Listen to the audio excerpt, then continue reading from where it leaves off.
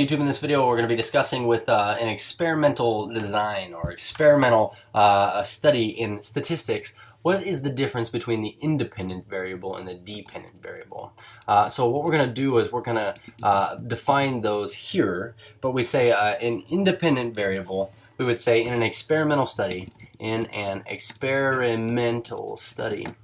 this is the variable that is being, I would say, manipulated or changed. Let me indent this here. Manipulated by the experimenter and mentor or researcher. Okay.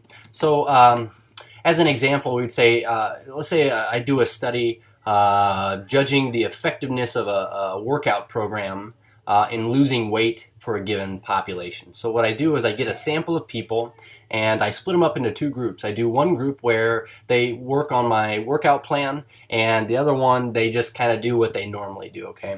So when we talk about the independent variable here, since it's the one that's being manipulated, that would be, for an example, that would be the workout program. So the independent variable would be the variable that we use to measure, what I have them do in terms of working out. Okay.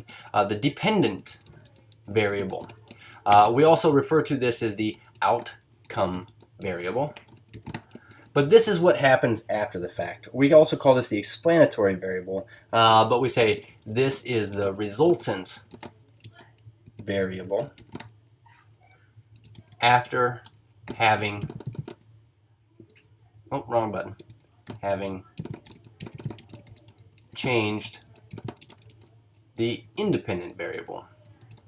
So in terms of like the dependent variable in my design there, well, if I say a weight loss program, half of the people do my workout program, the other half don't. The independent variable would be what workout program they use or don't use, and the dependent variable or the outcome variable would be whether or not they lost weight. Okay, but that would be the one that depends upon the independent variable. So independent variable is a thing that you're changing about your experiment, and the dependent variable is the outcome that you get after having made that change.